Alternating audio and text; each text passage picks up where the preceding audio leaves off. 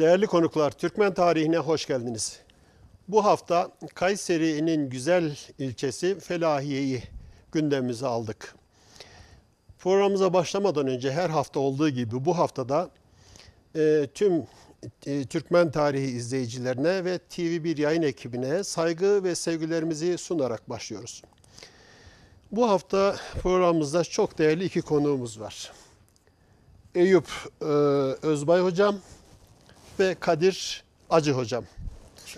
İki konuğumuz da kendi alanlarında oldukça tecrübeli. Sağımdan başlayarak Eyüp Özbay Hocam. Hocam sizi daha önce TV1 izleyicileri kısaca tanıyor ama yeniden bir tane daha hatırlatır mıyız? Teşekkür ederim. Ben Eyüp Özbay.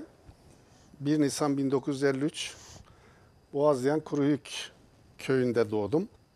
O günkü şartlarda Boğazlayan köyümüz Boğazlayan'a bağlıydı. 64'te Felahiye geçtiği için Boğazlayan doğumluyum. İlkokulumu köyde okudum. Ortaokulu Felahiye Ortaokulu'nda okudum. Liseyi meşhur Kayseri Lisesi'nde bitirdim. 74 yılında Konya Selçuk Eğitim Enstitüsü'nde sosyal bilgiler öğretmeni olarak 70'e de mezun oldum. Ve ilk görev yerim de kendi mezun olduğum ortaokulum, o zaman lise olmuştu, Felahiye Lisesi.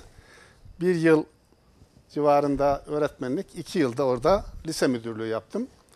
80 yılında Yedek Subay Okulu'na gittim, Tuzla Piyade Okulu'nda. 80 Yedek Subay Okulu'ndan sonra Adapazarı'nda askerliğimi yaptım ve o günlerde 80-12 Eylül harekatının içinde maalesef bulunduk. Ve daha sonra da Tümen Komutanı İbrahim Akıncı'nın emir subaylığını, yaverliğini yaptım. Dönüşte Kars İmam Hatip Lisesi'nde 1 yıl çalıştım. 1 yıl sonra Güneşli Ortaokul Müdürlüğü'ne atandım. 4 yıl orada görev yaptım. Daha sonra da Argıncık Lisesi'nde 20 yıl çalıştım ve oradan da 2006 yılında emekli oldum. Şu anda emekliyim. Hocam teşekkür ediyorum. Kadir Acı Hocam.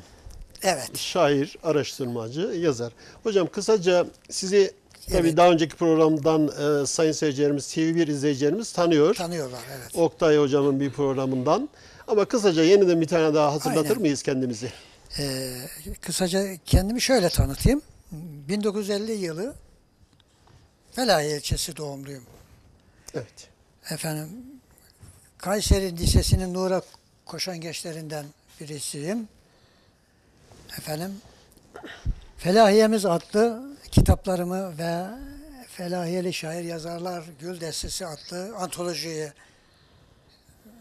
öncelikle yayınladım. Evet. Sıra bugünlerde 250 ayı aşkın şiirimi yayınlamaya geldi. Ve Türk kültürüne armağan ettiğim kitaplarımdan dolayı mutluyum.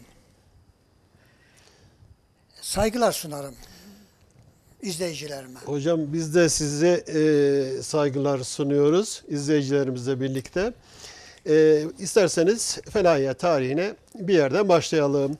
Şimdi Kadir Hocam, Felahiye'nin Türk İslam tarihinden önce yani 1071'den önce kadim Felahiye tarihini şöyle kısaca bir özetleyebilir miyiz? Şimdi hocam, evet. Bu kısıtlı süremiz içerisinde şöyle bir giriş yapayım ben hocam. Bu kadim topraklarda kurulmuş bir sürü medeniyetler var. Evet hocam. Bunlar içerisinde Hititler dönemine gelelim. Muhitimizin yani Felahiyemizin içinde bulunduğu coğrafyanın. İlçemizde Kızılırmak kıvrımı mecrasını takip eden Sıra Dağları'nın içine oyulmuş bir takım mağaralar var. Evet hocam. Ve tarihin ilk çağlarını hatırlatan kale adıyla da anılan kale şeklindeki kaleler mevcut. En fazlası da Silahtar köyümüzün hudutları içerisinde. Harsanız zırha kaleleri Hititlerin izlerini taşıyan eserler. Evet. Bunun haricinde Geçiyoruz efendim Metler, Frikler, efendim Persler derken Roma İmparatorluğu'na gelmişiz ve 395 yılında milattan sonra ikiye ayrılınca bizim Doğu Roma içinde. kadim topraklarımız Doğu Roma yani Bizans'ın içerisinde kalmış Evet. vaziyette. Felahiye'de Romalılardan ayakta kalabilmiş eserlerden en güzeli Roma mezar anıtıdır. Ve Roma hamamı diye de bildiğimiz Sıtmapınar Romalılardan kalma eserlerden sayıyoruz. Bu iki tane önemli eser. Efendim hocam şimdi 1071'de şairin dediği gibi Kars'ın kalesinde hücum aldığım, Malazgirt'te toz dumana saldığım, İncesu'da bir gecelik kaldığım han duvarlarına selam Türkiye'm diyerek Alparslan'ın Anadolu'nun kapılarını ebedi Türk yurdu olarak açışına sözü getirip Durmuş hocama bırakıyorum sözü. Kadir Hocam çok teşekkür ediyorum. Bu adeta şiirsel bir kısa kadim felahiyet tarihinin anlatımından sonra zannediyorum felahiyeler size teşekkür etmiştir. Şimdi kısaca felahiyeyi Eyüp Hocam kısa bir tarihini yapalım müsaade ederseniz. Tabii. Biraz da sizden katkını istirham edeceğim. Tabii. Felahiye bugün itibariyle Kayseri'nin kuzeyinde Kızılırmak yöresinde Kenarırmak dediğimiz özellikle İslamlı nahiyesi diye de bir dönem Osmanlı arşivlerinde adlandırdığımız Kızılırmak'ın kuzeyinde bulunan iki şirin ilçemizden bir tanesi. Felahiye ve Özvatan. Felahiye isminin nereden geldiğini Kadir Hocam biraz sonra size bir cümleyle soracağım. O lütfen dursun. Evet. Çünkü bunu anlatmak size yakışır tabii ki. Buradan hareketle Felahiye Danışmendiye yöresinde bulunan bir Türkmen yurdudur. Yani Danışmetler döneminde 1074'ten sonra bölgemizde devlet kuran Danışmet Ahmet Gazi'nin torunlarının ilk iskan olduğu şirin bir ilçemizdir. Bugün nüfusunu zaman zaman kaybetse bile bu şirinliğini, Türkmen yapısını, Türk kültür yapısını, Türk İslam yapısını hemen hemen hiçbir dönemde kaybetmeyen güzel bir ilçemiz. Daha sonraki dönemlerde 100 yıl sonra Anadolu Selçuklu dönemi hükümranlığında kaldı. Daha sonraki dönemde yani 1318 yılından sonra Anadolu Selçuklu Devleti'nin yıkılmasıyla birlikte Anadolu'da 1243 yıllık Köse Dağı Savaşı ile beraber Selçuklu'nun yenilmesiyle beraber hakim olan Moğolların etkisinde kaldı. Bu bölgedeki iskan olan Uluyörük bakiyelerine biz Çongarlar, Moğol bakiyeleri, Uluyörük bölük ve bakiyeleri diye adlandırıyoruz. Bunlar daha sonraki dönemlerde özellikle Dulkadirli Türkmenler ile hemhal olarak bu bölgeye yerleşmişlerdir. Tabii sosyolojik sebeplerle, diğer göç sebepleri ve savaş sebepleriyle nüfus yapısı ve demografik yapı Felahiye'de değişse bile özellikle Osmanlı İmparatorluğu'ndan sonra ki nüfus yapısı tamamen farklı bir yapıyı arz eder. Buraya gelmeden önce Sayın Eyüp Hocam'dan Felahiye ile ilgili hocam biraz daha geriye giderek Oğuzların başıyla birlikte kısa bir özet istirham edebilir miyiz hocam? Tabii efendim. Önce bir Oğuz, Türkmen, Yörük nedir? Onun hakkında kısaca birkaç kelam etmeyi düşünüyorum. Bilindiği üzere Oğuz Yapgu Devleti'nin baskısından kurtulmak isteyen Selçuk Bey Cent şehrine gider ve Cent şehrinde Büyük Selçukluların temelini atar. Ve orada kendisinden vergi isteyen Oğuz Yapgu Devleti'ne ben kafirlere vergi vermem diyerek onu bertaraf eder ve daha sonra bunlar Müslümanlığı kabul ederler. Biz bu tarihten sonra Müslümanlığı kabul eden Türklere Türkmen diyoruz. Ve Türkmenler daha sonra hepsi Müslümanlığı kabul ettiği için hepsine Türkmen diyoruz.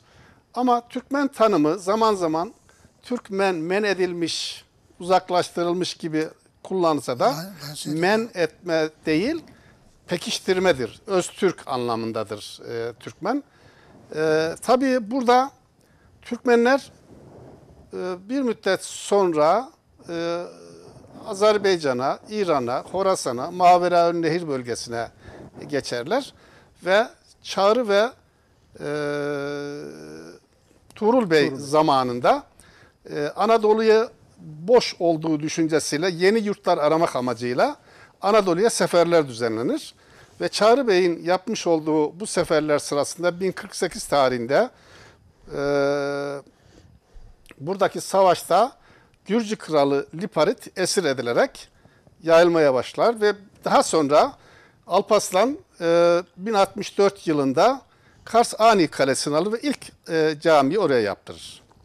Daha sonra Alparslan Anadolu seferine devam ederken daha çok Suriye üzerine gideceği sırada bu sırada Roman Diyojen'in geldiği haberiyle tekrar Malazgirt'e döner ve buradaki yapılan savaştan sonra Roman Diyojen esir edilir. Artık Türklerin önü açılmıştır ve Malazgirt Savaşı ile Anadolu kapıları Türklere açılmıştır. Tabi bu sırada Alparslan'ın komutanları Anadolu'nun fethiyle görevlendirirler. Danişmentler, Saltuklular, Mengücekler, Artuklular ve daha sonra batıya doğru Çaka Beyliği falan bu şekilde Anadolu'ya girmiş olurlar. Ki Türkmenlerin yaşam tarzları daha çok konar, göçer Hocam durumundadır. Buyurun. çok teşekkür ediyorum Eyüp Hocam. Bu genel ve kısa özet bilgilendirmeniz Teşekkür için ederim. Sağ olun. zannediyorum ki sayın seyircilerimiz istifade edeceklerdir. Kadir Hocam, Felahiye, bir önceki ismi, Felahiye ismi ve Felahiye'nin sebebi. Felahiye isminin nereden geldiğiyle ilgili. Evet, evet hocam. Şimdi hocam bu bilgileri vermeden önce ben bir Felahiye'nin kronolojisini çizeyim mi? Tabii ki. Kısa. Kısa. Efendim 1925 yılında Yozgat İli Daimi Encümeni'nin kararıyla Felahiye adını alıyor.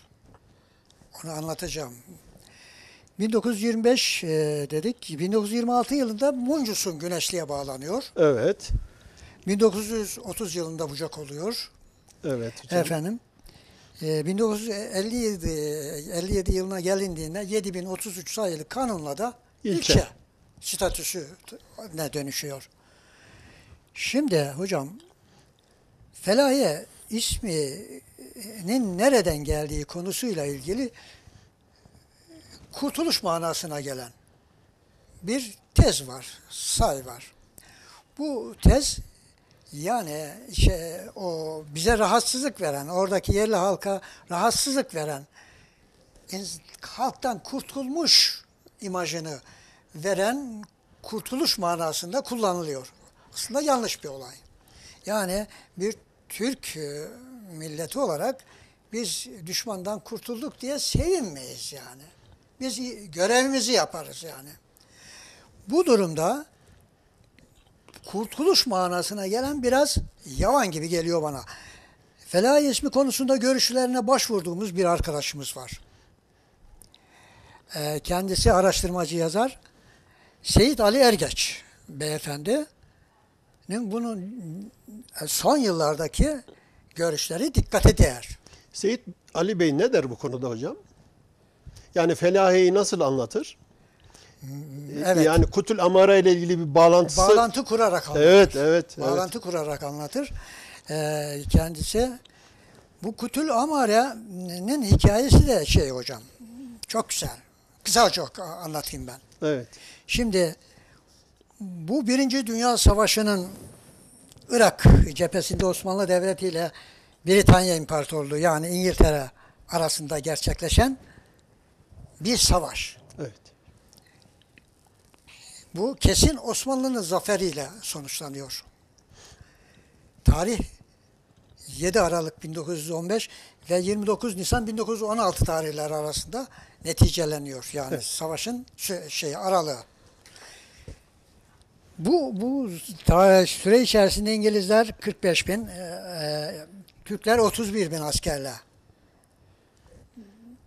ölü ve yaralılar İngilizlerde 23 bin, İngilizlerde esir 13.309. Evet.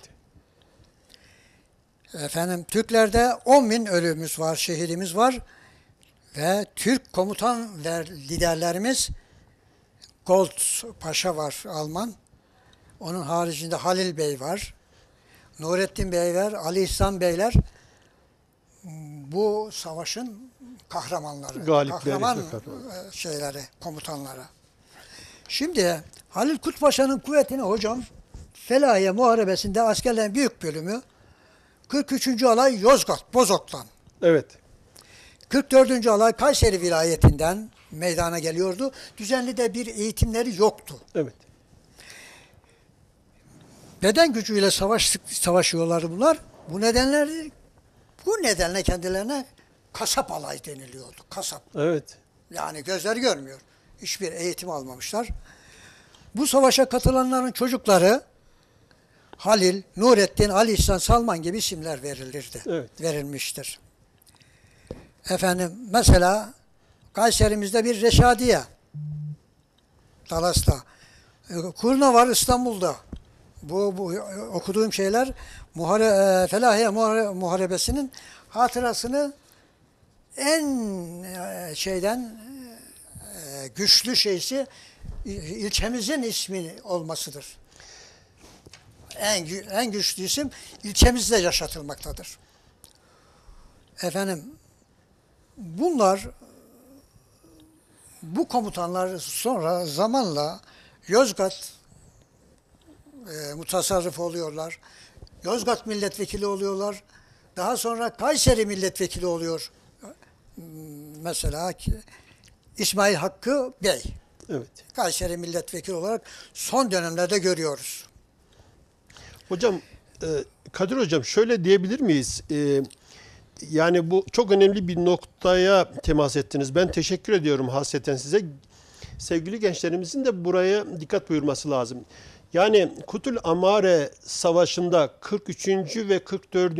alayları teşkil eden Bozok Sancağı'ndan ve Kayseri Sancağı'ndan Osmanlı'nın sonuna doğru dönemi kastederek buradaki Kayseri ve Bozok baba yiğitlerinin, kınalı kuzularının Kutul Amare'de şehit olması hesabıyla 1925 yılında Boğazyan Meclisi'nin bu şerefli tarihi taşlandırıp Rum Din ismiyle bilinen Felahiye'nin adını Felahiye, kurtuluşa ermiş adıyla tescil edilmesini anlatıyorsunuz değil mi hocam? Şimdi o daha önceden yapılmış. Bunu anlatıyorum haliyle de. Evet, evet. Bunu anlatıyorum. İsmail Hakkı Bey'in bu şeyde isim babası olmasında çok önemli şey var. Rolü var. Yani bu görüş için teşekkür ediyoruz. Bir de kendisine rahmet diliyoruz. Evet. Bir de şöyle bir durum var hocam. Kut savaşları Kut şehrinde oluyor. Basra Körfezi'ne yakın, Dicle'ye yakın bir yerde. Burada Kut savaşlarının bulunduğu yerde bir Felahiye mevkii var. Felahiye mevkii. Evet. Felahiye mevkiinde yapılan savaş hatırlansın diye. Evet. Yani savaş alanının adı Felahiye. Hocam çok teşekkür ediyorum. Ben Şimdi teşekkür daha net anlaşıldı. Kutul Amare'deki yerin adı Felahiye ama buradan giden 43 ve 44. alaydan giden Felahiyeli, Bozoklu ve Kayserili askerlerimiz de var burada şehit olan. Evet. Bu onu gösteriyor demek ki, değil mi? Evet hocam. Müthiş şeyimiz var, kayıplarımız var. Evet. Hocam 10 bin ölümümüz var. evet. Yani şehidimiz var. bu vatan boşuna vatan olmadı Evet. diyorsunuz. Evet. Hocam çok teşekkür ediyorum. Rica ederim. Ben bir katkıda bulunabilir Tabii miyim? ki hocam. Biliyorsunuz 28 Ocak 1920 tarihinde son Osmanlı Mebuslar Meclisi'nde Mustafa Kemal tarafından gönderilen grubun adı da Felahi Vatan grubudur. Oo, çok güzel hocam. Felahi Vatan yani felaha eren, rahatlayan, Vatan. kurtulan vatan anlamındadır. Orayı da ben anımsatmak istedim. Bir de benim köyümden gidip orada şehit olan Köseoğlu şehit olduğunu biliyorum. Benim köylüler oraya gitmişler. Giderken de köye uğramışlar. Batıdan geliyorlar. Köye uğruyorlar Çanakkale'den falan. Köye de giderken de babalar diyorlar ki Halil bir şey söyle. Bir şiir söyle diyorlar. Evet. Diyor ki, o da diyor ki aşağıdan da bir top atıldı. Şavkından ayla güneş tutuldu. Saçı topuğunda kızlar satıldı. Güle güle git, güle güle gel Hallim diyor.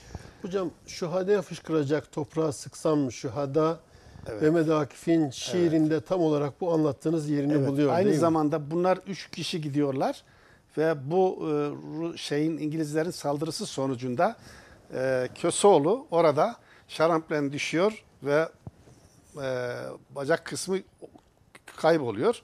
Daha sonra onu bizimkiler Halilgil alıyorlar sırtlarına. Bir müddet taşıyorlar ama İngiliz'in gelmesinden ötürü buraya bırakıyor. O da geride diyor ki beni nereden bırakıp da gidiyorsunuz? Ben buraya kime bırakıyorsunuz diyor. Onlar hala içimizde bir yara yani.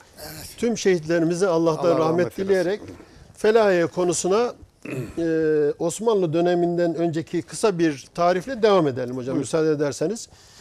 1335 yılından bölgemizde kurulan Alaaddin Eratna Uygur Türkmen Bey'inin kurmuş olduğu bir devlettir bu. 1381 yılında Kadı Burhanettin'in başa geçmesiyle Kadı Burhanettin Ahmet Devleti'nin uhdesinde kalan yine bölgemiz.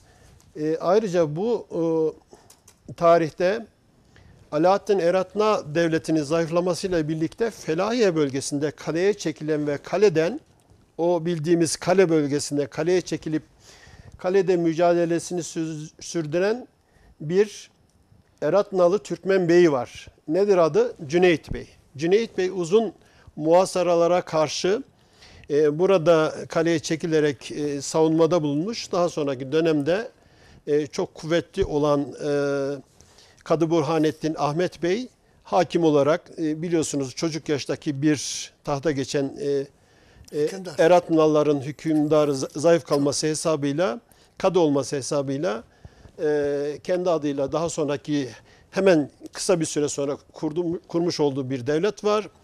Ve Eratna coğrafyasını birleştirmesi, çok kısa bir sürede birleştirmesiyle 9 yıl bir hükümranlığını biliyoruz. Daha sonra yine Kadı Burhanettin Karayüllük Osman Bey'e yenilmesiyle beraber tarih sahnesinden çekiliyor. Bu yıllarda özellikle 1370 ve 80 yıllarda İstanbul nahiyesi diye bildiğimiz Avşar iskanlarıyla meskun olan Felahiye ve Özvatan coğrafyasında Avşar Türkmen iskanlarını görüyoruz. Kenarı Irmak nahiyesi adıyla da bildiğimiz. Daha sonraki dönemlerde biliyoruz ki Alaaddin Eratna dönemi bitiyor. Hemen arkasından Kadı Burhanettin dönemi, Dulkadirli dönemi. Dulkadirli dönemi de uzun yıllar bölgemize ve Felahiye'ye hükmetti. Bozok Sancağı'nın adı Oğuz'un iki kolundan, sağ kolundan müteşekkil olan sağ ve sol kolu. Yani sağdaki kola Bozok, soldaki kola üç oklar diyoruz biz. Bozok kolunun ihtiva ettiği ve iskan olduğu coğrafyanın adı Bozok'tur. Bozok neresidir? Yozgat ve yöresidir. Yani Türkmenler iskan olduğu yöreye Bozok ismini de veriyorlar. Bu hangi dönemde? Dulkadirli Devleti'nin hüküm sürdüğü dönemde. Ne zamana kadar devam ediyor Dulkadirli? 1522 yılına kadar.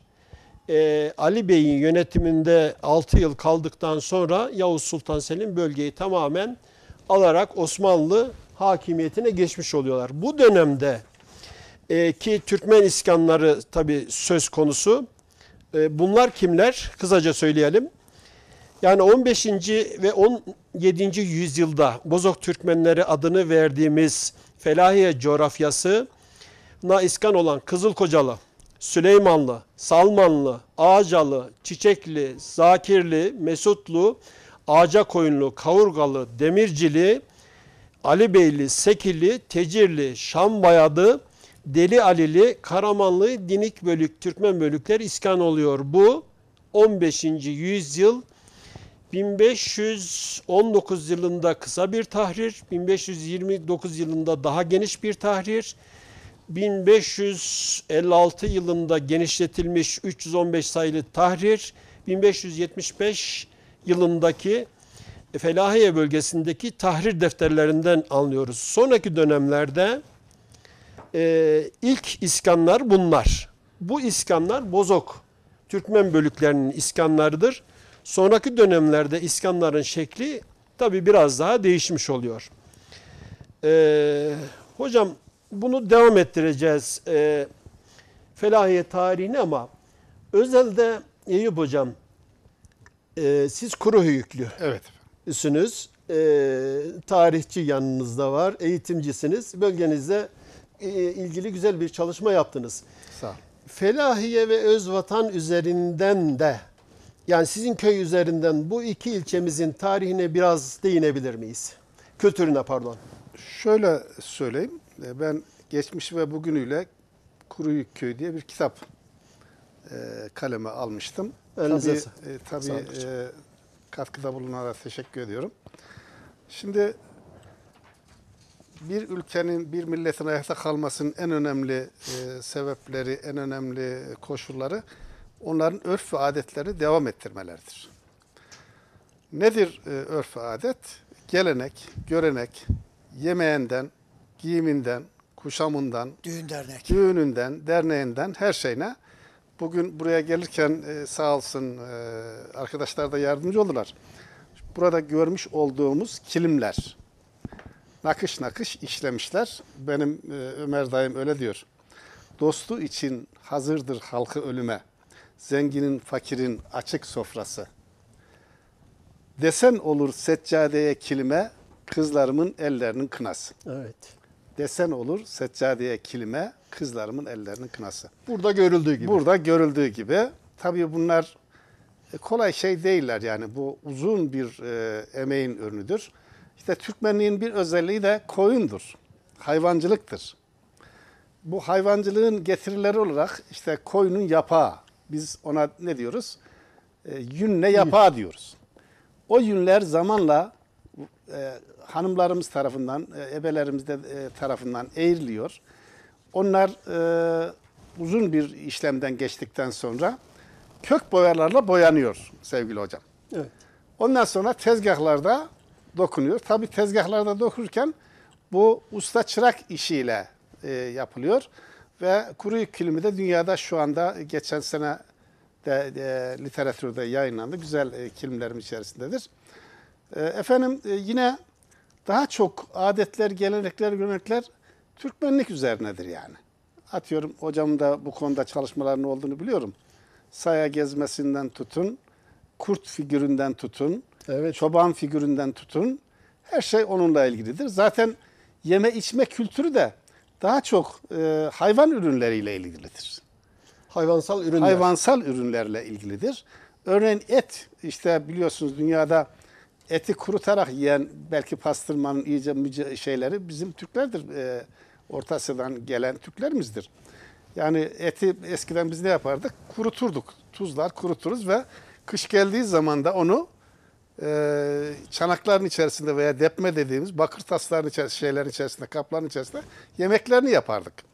Yani örneğin durak diye bizim köyümüzde tabir edildiğimiz taşların oymasıyla birlikte onun içerisine yoğurtları koruz. Bir müddet sonra onlar süzülür. Süzüldükten sonra onlar yağ şekline dönüştürülür.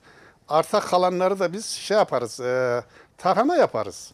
Tarhana içerisine daha çok yarma, fasulye, nohut eklenir ve bunlar ocağa konur. Bir müddet sonra da yufkayla o ocaktaki ayaklığın üzerindekine ekmekler batırılır, yenir. Kalan da çorba olarak ikram edilir. Herkesin aşağı yukarı 10-15 tane, 20 tane hatta sürülerle koyunlarımız vardı. Fakat maalesef son zamanda yerlerin daralmasıyla şey oldu. Şunu belirtmeme müsaade eder misiniz sevgili hocam? Hayvancılığı bu son zamanda köylerimiz mahalle yapıldı. Geçen programda da özellikle söyledim. Dinleyen yetkililer varsa onları da Dikkate alsın. dikkate alsınlar istiyorum. Şu anda biliyorsunuz büyük şehirle köylerimiz mahalle yapıldı. İnternet hocam. Mahalle yapıldı. Ama şehirler koskocaman bir köy haline getirildi. Evet. Şimdi mahalle olduğu zaman şehir statüsüne sokuldu. İlçe belediyeleri tutuyor. Buradaki hazine arızalarını satıyorlar. Gelir icat ediyorlar. Meralar büyükşehir yasasına göre büyükşehire geçti. Ve bunun etrafında tel örgüyle çevirdiler ağaçlandıracağız diye sevgili hocam. Hayvancılığı öldürdük biz. Maalesef. Hayvancılığı öldürdük. Evet. Gerçi son zamanda bir kırsal köy diye bir yasa çıkardılar. Bu hükümet yine çıkardı. O yasa da maalesef Kayseri'mizde uygulanmadı. Diyor ki bu yasaya göre köy muhtarı diyor dilekçe verecek ilçeye. İlçe belediyesi karar alacak. Büyükşehir 3 ay içerisinde onaylamak zorundadır diyor. Ama ne yazık ki benim üzerinde durmama rağmen, dilekçe vermemize rağmen bunları gerçekleştirmedik. Evet. Tabii her geçen gün hayvancılık bitti. Onun için efendim Amerika'dan sığır getirmeye başladık. Falan yerden koyun getirmeye başladık. Kendi değerlerimizi kaybettik. Bunu belirtmek istedim. Teşekkür ederim. Hocam ben de teşekkür ediyorum. Kısaca Felahiye ve Özvatan. Biz Felahiye'ye çalışıyoruz bu bölümde ama Özvatanlı kardeşlerimiz de benzer tarihe sahip oldukları için birlikte bir tarih olduğunu düşünebilirler. Şimdi hocam elimizdeki Osmanlı arşiv kayıtlarına baktığımızda 1517'den sonra 1557'ye kadar aslında bölgemizin yani Felahiye bölgesinin tarihini birkaç bölümde incelemek lazım. İlk bölümü hocam anlattı. Bu bölümünün adına ne dedik? Türk İslam tarihi öncesi kadim tarih. Evet. Bir Selçuklular ve Danışmentler dönemi var. Danışmendiye yöresinin Türkmenleridir. Özellikle Felahiye'ye ilk iskan olanlar. Danışmet Ahmet Gazi'nin torunlarıdır. Bu yüzden dolayı çok değerlidir hocam Felahiye yöremiz. Evet. Felahiye ve yöresi. Bozok yöresidir. Osmanlı'ya geçtikten sonraki tarihi biraz daha değişiyor. 1642 yılındaki çalışmalar yani temettüat defterlerine baktığımızda bu kayıtlar kısaca ben söyleyeyim hatırda kalsın diye 1556 tahrir numarası 315 bölgedeki nüfusun artmasıyla istikrarın gelmesi ve Felahiye bölgesindeki nüfusun artmasıyla birlikte tahrir defterleri 30-31 defterler. Fakat tahrir defterlerinde bölgemizi yansıtan 2 tane kaza var. Bu 2 kaza Bozok Sancağı ile birleşiyor. Bozok ve Akdağ kazası. İşte Felahiye bölgesi evet. Akdağ kazası uhdesinde ve içinde kalıyor. Yani coğrafik bölge olarak zaman zaman Emlak, Boğazlayan 19. ve neredeyse 20. yüzyıl başına gelene kadar bu iki yapıda kalsa bile çayır alan, çayır şehri dediğimiz nahiye, Emlak dediğimiz çubukla birlikte Gemerek coğrafyasının, Irmak coğrafyasının hemen kuzeyindeki coğrafya, bu 3 nahiye birlikte Akdağ kazasına uzun yıllar bağlı olduğunu Başbakanlık Osmanlı arşivleri 983 nolu tarih yani 1572 tahrir defteri 83 ve en son Boğazlayan, Emlak, Gedük, Çubuk nahiyelerine bağlı olarak mat 4874 numaralı 1642 yılındaki temettüatlardan anlıyoruz. Bu bölgeden bu kısa bir tarihten sonra bölgeye iskan olan peki Felahiye Türkmenleri kimler? İşte bu yüzyılda bahsi geçen bu tahrirler, temettüatlar ve Osmanlı arşivlerine baktığımızda bu yüzyılda Felahiye bölgesine iskan olan Türkmen bölükleri şunlar. Kısa geçiyorum hocam. Hemen araya bir şiir alacağım Kadir hocam o güzel şiirlerinizden. Bozok koluna bağlı Kızılkocalı, Selmanlı, Ağacalı, Çiçekli, Zakirli, Mesutlu, Ağacakoyunlu, Kavurgolu, Demircili, Şambayadı, Söklen, Hisanbeyli, Tatar oymakları. Yani Tatar oymakları kimler? Kara Tatarlar dediğimiz Timur'un gerisin geriye götürdüğü fakat götüremediği bakiyeleri bunlar. Evet. Bunlar daha Ankara Savaşı'nda evet, 1402 yılından sonra daha sonraki hemen arkasındaki ilk 50 yıl içerisinde bunlara ilaveten Cerit, Göçekli, Harbandeli, Silsüpür, Rişvan, Boynuyoğlu, Türkmenan, Halep Türkmenanı, Göçerli, Kavilli, Dabanlı, Recepli, İlbeyli, Baraklı, Karaşehli, Hacılı, Pehlivanlı, Kuzugüdenli, Kuşçu, Ağacakoyunlu, Boylu İncelli, Dumanlı, Mendilli, Delikanlı, Millili, Helikanlı, Umranlı, Çadırlı, Cihanbeyli, Merdisli, Avşar ve Gündeşli. Şimdi sahadaki çalıştığımız Kadir Hocam, Eyüp Hocam, sahadaki iskanları, köyleri tek tek taramıştım ben saha çalışmasında. Yani saha çalışmasından hareketle Felahiye yöresindeki yöreye ismini veren köyler ve Türkmenler iki yolla ismini alıyor biliyorsunuz Türkmenler.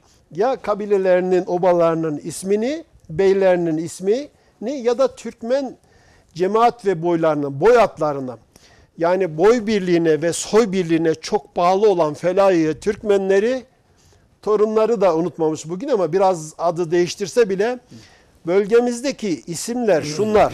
Bugün itibariyle Felahiye'de Büyük Toraman, Kayapınar, İsabeyli, Kuruhöyük, Kepiç, Acırlı, Menteşe, Alparslan, bunun ismi eski ismi Alabaş'tır. Silahtar, Karaşehli, Darılı. Şimdi burada 11 tane Kadir Hocam köy var, kariye var. Bu köylerin biri hariç ismi değiştirmiş. Ne olmuş? Alparslan olmuş. Alparslan da bizim atamız 1071'de doğru. Güzel değiştirmişler. Ama Alabaşlı Avşar Türkmen bölüklerinin ismini vermişler.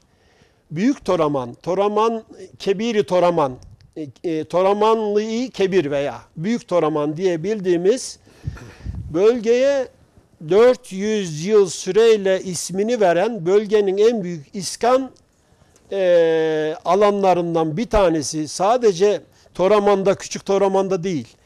Bozok coğrafyasının tamamen doğu-batı hattında.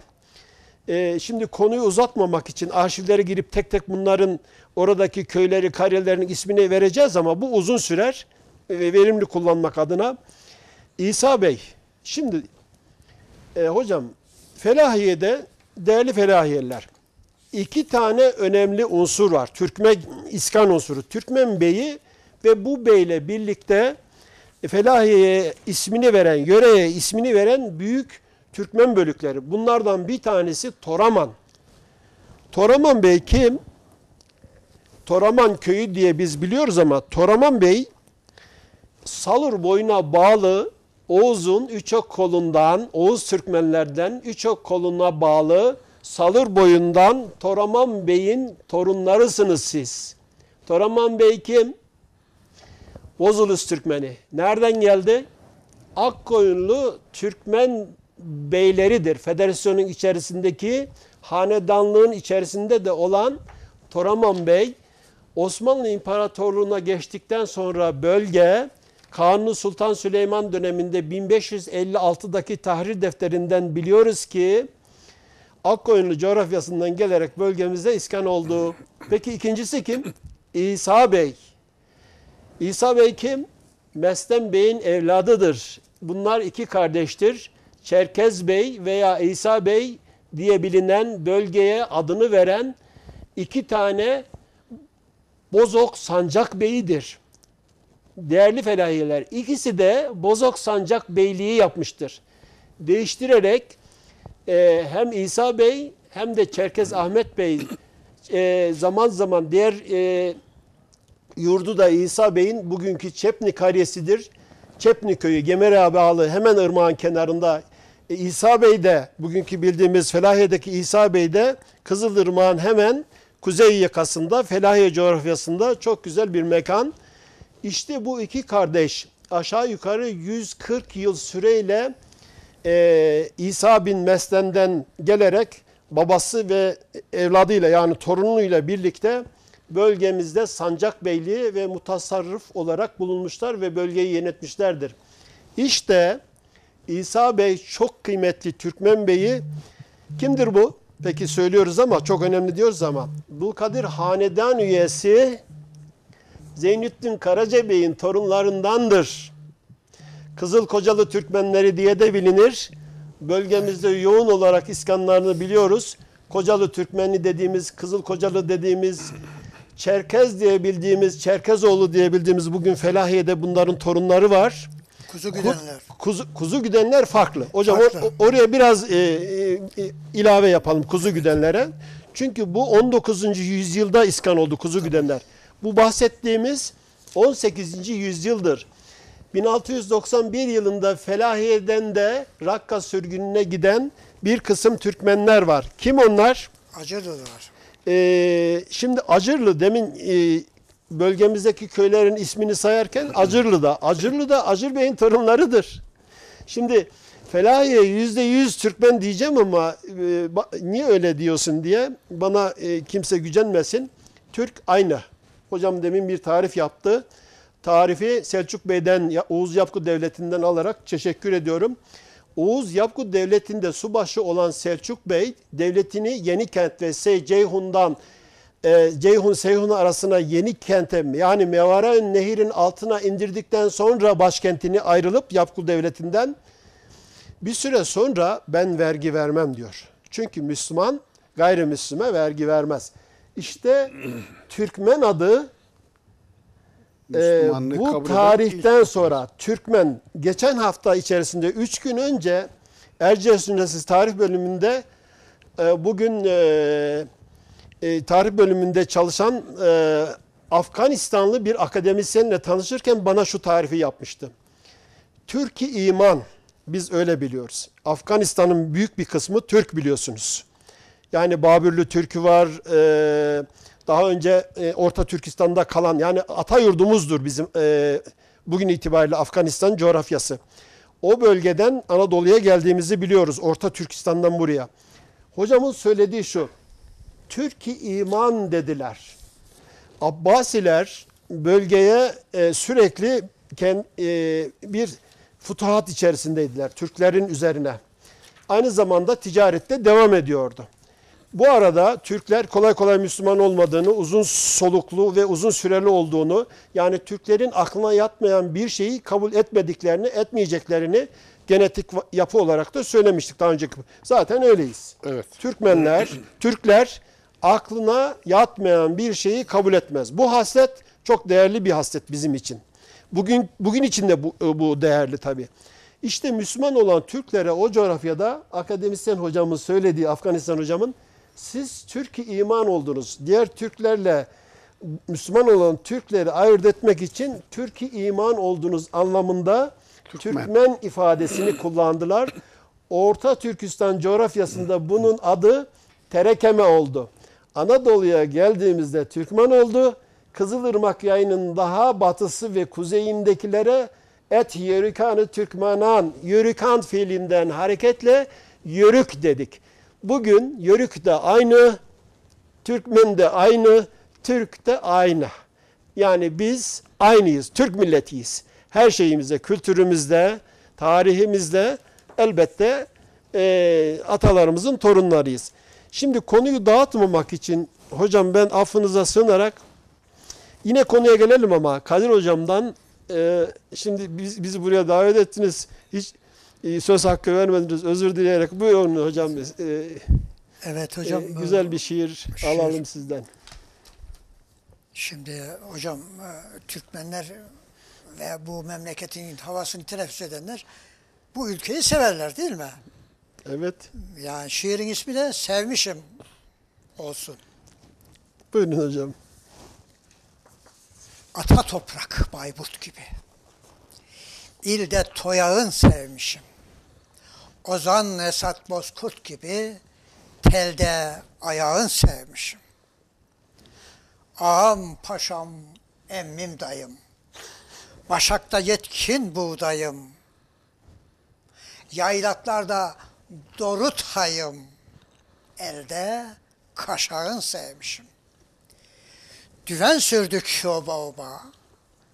Tığ savurduk yaba yaba. Sığmadı aşklar kitaba. Dilde varsağın sevmişim. Irmağında çakıl taşın. Evet. Sofralarda bulgur aşın. Güzeldeki kalem kaşın. belde kuşağın sevmişim. Kara kışları ayazlı. Dağların var kar beyazlı. Dalgalanır nazlı nazlı. Yelde bayrağın sevmişim. Yelde bayrağın sevmişim demişim hocam. Ağzınıza sağlık. Hocam ağzınıza sağlık. Çok teşekkür ediyorum.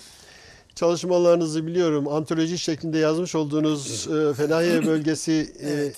ileri gelen şairleri ve bunların şiirlerini derc ettiniz, topladınız bir kitapta, yayınladınız. Evet. Yeni şiirlerinizi de bekliyoruz. Teşekkür Bekliyoruz. ederek. İnşallah hocam olacak. Eyüp Hocam, biraz daha bölgemizin kültürüyle ilgili özdeyişleri var, sözleri var, güzel sözler var. Kitabınızda derc etmişsiniz, toplamışsınız. Bunun üzerinde de olabilir. Genel kültürümüzü yani Felahiye kültürünü yansıtmak için neler diyebiliriz? Şöyle söyleyeyim sevgili hocam. Bilindiği üzere biz biraz önce ilk konuşmaya girdiğim zaman Boğazyan'dan bahsettim. 64 yılına kadar biz Boğazyan'a bağlıyız. 64'ten sonra biz Felahiye, Kuruyuk köy olarak bağlandık. Evet hocam.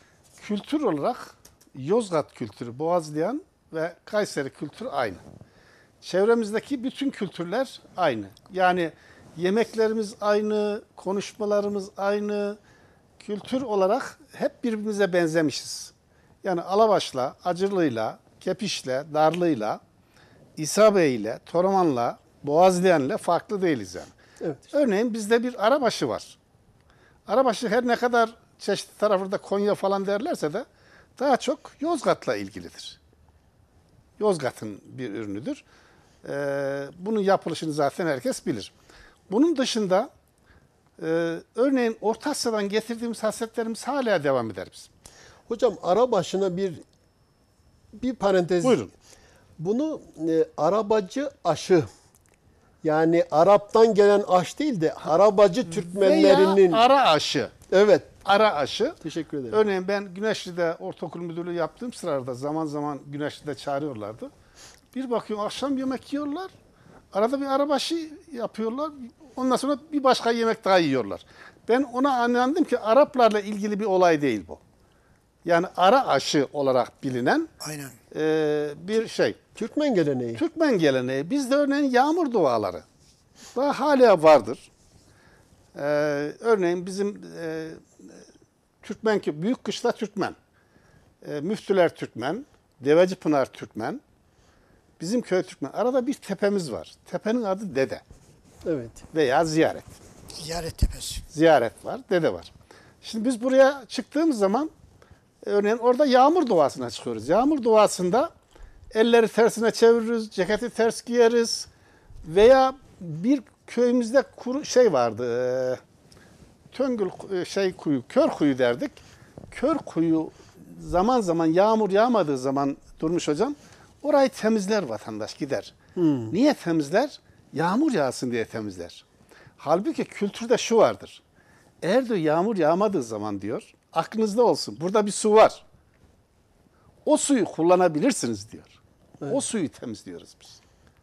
Ceketi ters giyme geleneği, O Orta Asya'dan getirdiğimiz bir gelenek. Ellerin tersine ben Kars İmam Hatip Lisesi'ndeyken demiştim. Uluslar giderken aya biz hala uyuyoruz uykuda. Bulutlar yağarken ilimle yağmur için biz de eller tersine yağmur duasında. Oraya giderik orada vatandaş koyun verir, kuzu verir. Dedenin başında kurban kesilir, pilav pişirilir. Ve tabii oradaki o günün şartlarındaki hocalar falan bir dua ederler. Duadan sonra o güzellik içerisinde şeye döneriz, evlerimize dönerdik. Bazen yağmur yağar, bazen yağmur yağmaz. hocam Anadolu'daki Aleviler etnik yapı olarak Aleviler Türk kültürünün tam olarak çok daha iyi taşıyıcısı olmuşlar. Ben başka bir şey söyleyeyim. İyi ki varlarmış bu Aleviler. Evet. Yoksa dilimizi biz unutturdular. Yani eğer bugün Türkçe varsa biz bunları bu insanlara borçluyuz. Bir şey daha hocam arşiv bilgileriyle söyleyelim. Aslında Türkler Anadolu'ya iskan olduktan sonra kadim kültürlerini, Orta Asya'dan getirdiği tüm kültürleri, sözleri, adları, yerleri, nehir isimlerini, yer isimlerini olduğu gibi iskan olduğu yere taşımışlar. Adının aynısını koymuşlar. Ve diğer yapılarla Anadolu'da hani diğer tebaalar var. Ermeni, Rumlar var. İlk geldiğimiz itibaren, ilk anlardan itibaren Evet. söylüyorum. 11. 12. yüzyıldan itibaren diğerleriyle karışmamış ve Türkçesini de korumuş. Örf ve ananesini de korumuş. Arşiv kayıtlarında. Bu çok önemli. Bu çok önemli. Örneğin biz Ermenilere sadıkay millet demişiz. Ama sadık olup olmadıklarını daha sonra görmüşüz. Evet. Kavmi Necip demişiz Araplara. Ama daha sonra işte Arap çöllerinde ne olduğunu görmüşüz. Bravo. Evet. Yani bunlar çok önemli. Bir de yine Orta Asya'dan getirdiğimiz adetler, biraz önce de siz bu konuda daha uzmansınız sevgili hocam. Bir kurd ağzı bağlama işi. Evet, geleneği. Bu bizde yeterli yerdi. Benim dedem Vahdi Hoca, Kara Vahdi meşhurdur. Çandır'da bir medresede okumuştur. Ve bu adam Kur'an-ı Kerim tefsir edebilecek, Arapçayı bilen bir insan. Zaman zaman bizde şey olur, koyun kuzu kaybolur.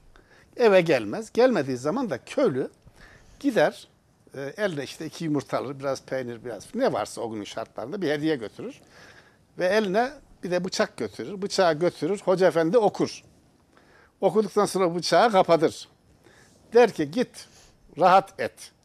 Ama sabahleyin de kalktığın zaman erkenden bıçağın ağzını aç, hayvanlar aç kalmasın. Evet. Ha burada ben bu hocalık işini ben kan ve şamanlara benzetiyorum. Psikolojikmen insanı sabaha kadar rahat yatırıyor. Evet. Zaten getireceğin bir şey yok.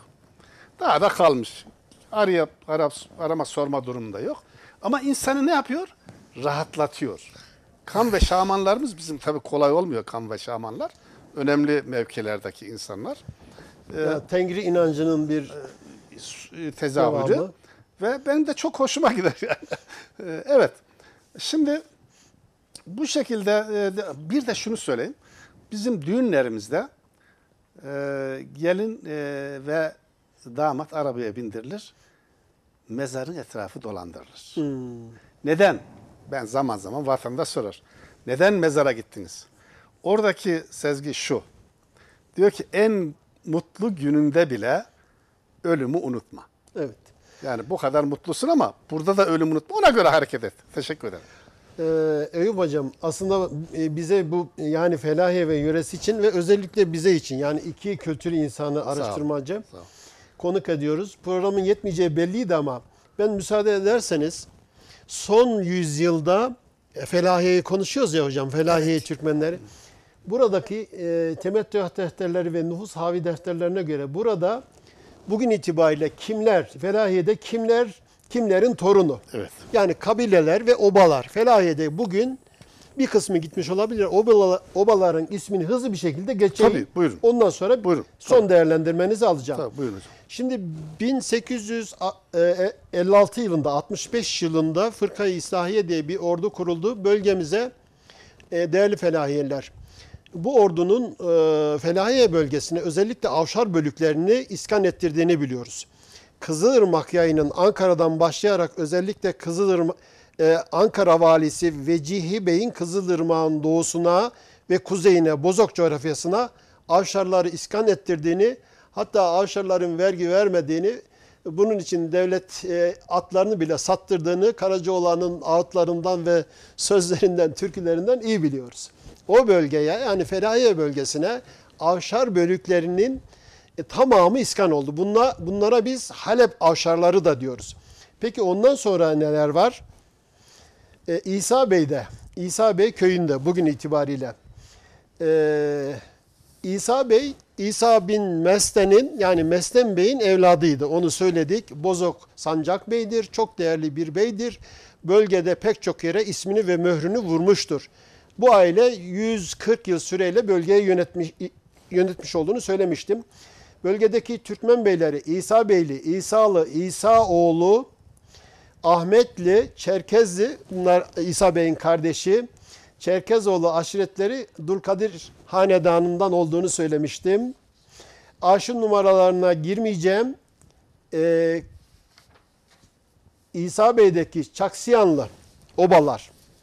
Bıçakoğlu, Sağıroğlu, Deli Cumaoğlu, Çolakoğlu, Deli Mehmetoğlu, Civelekoğlu, Kataklıoğlu, Kara Alioğlu, Topal Mustafaoğlu, Yörük Haliloğlu, Kalakanoğlu, Kara Nebioğlu, Çiftçioğlu. Karaşeh diye bir Karaşıh diye bir büyük bir iskan alanı var. Karaşehli ve Kara Yakuplu aynıdır. Bunlar da Bozulus Türkmenidir Kadir Hocam. Bölgeye yoğun olarak gelmiş, inanç yönü itibariyle çok zengin, tekke ve zaviyesinin olduğu, burada da Kara Yakuplu'da da bir camisini ve mescidini bildiğimiz Karaşeh. Bunlar kimler? Ali Şakiroğlu, Gök Ahmetoğlu, Ketudaoğlu, Kirsanlıoğlu, Hüseyin Ketudaoğlu. Ketuda bey, ağa demek, köyün yöneticisi demek, bölgenin yöneticisi olarak anlayabiliriz. Fakihoğlu, Avşaroğlu, Gök Osmanoğlu, Haylazoğlu, Seydoğlu, Uzunoğlu, Mustafa Ketudaoğlu, 2 tane Ketuda olduğu anlaşılıyor. Bekir Efendioğlu, Sığırcıoğlu, Köşkeroğlu, bu Avşar'dır. Gök Mustafaoğlu, Göceli, Uluyörük bölüğüdür bu. Babekoğlu, Yakuboğlu, Yakuboğlu ile zaten Yakup Bey ile Menteş Bey'e bir cümle söyleyelim hemen. Menteş Bey köye adını veren, Menteşli köyüne adını veren Menteş Bey aslında Yıva boyuna da bağlı. Yani Yıva boyundan, Üçok koluna bağlı Yıva boyundan da olduğunu bildiğimiz Türkmen bakiyeleridir. Büyük Türkmen bölüklerinden birisidir bu. Sadece Menteş'te yok. Bunların bir kısmı Çepni'ye de bağlı olsa bile bugün batıdaki tüm iskan alanlarında Menteş Bey'i görüyoruz. Şunu hemen bitirelim. Karaşeh Bey'i.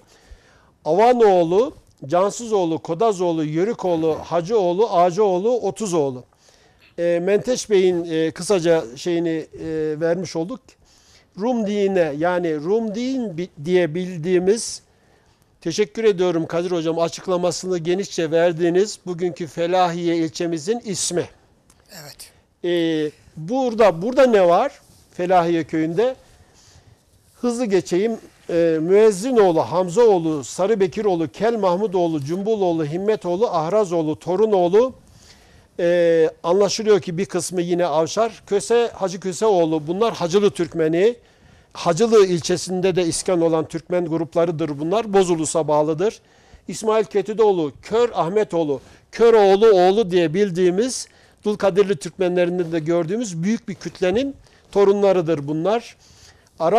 Araboğlu Recep Bey'in evlatlarından birisidir. Arap Ahmet diye ünvanı olan Kara Recep diye bildiğimiz Avşar bölüklerinin Avşar Bey'in, Recep Bey çok kudretli bir Avşar Bey'i. Yani Ankara, Sancak Bey ile birlikte bölgenin iskanlarını sağlamışlardır. Çerkezoğlu, Çam Hüseyinoğlu, Kara Mustafaoğlu, Kulakoğlu, Tombuloğlu, Abdülgaffaroğlu, Osmanoğlu, Demircioğlu, mükerrerleri saymıyorum. Kelahmetoğlu, Kalyakaoğlu, Sipahioğlu, Sipahi var bölgemizde. Evet. Sipahiyanlar var. Demircioğlu, Demirciler var. Bunların bir kısmı Uluyörük, bir kısmı Yiva boyuna bağlı Türkmenlerdir. Hacı Muratoğlu, Velioğlu, Kısıroğlu, Huzi Paşaoğlu. Paşa olan, yani ataları paşa olanlar da var Felahiye'de. Bugün itibariyle Seydoğlu, Kralioğlu, Hızıroğlu, Hasan Bölükbaşıoğlu, Sinanoğlu, Memişoğlu, Deli Mustafaoğlu. Konu uzun. Buraya geçmeden önce, burayı bitirmeden önce bir de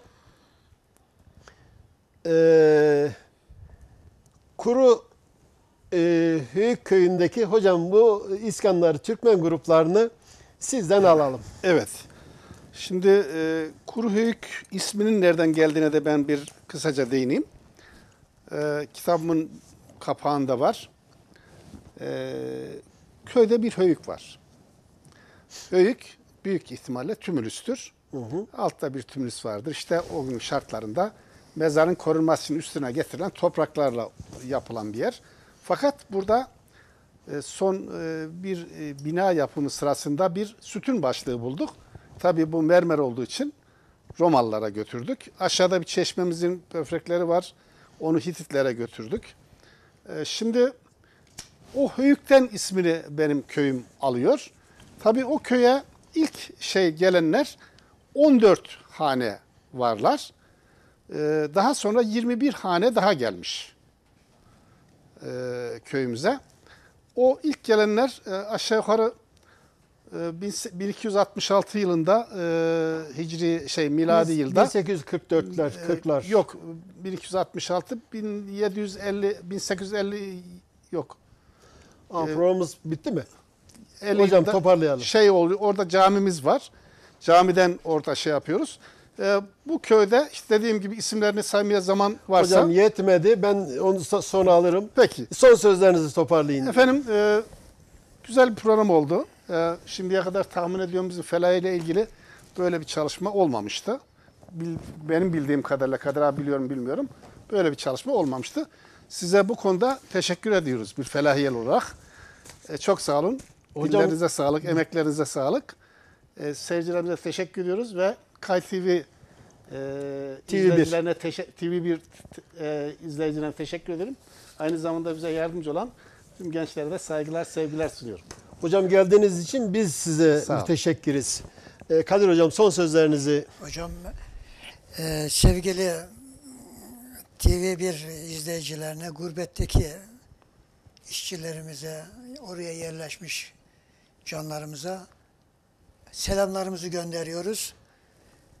TV1 Kayserimize teşekkür ediyoruz böyle bir imkan sağladıkları için.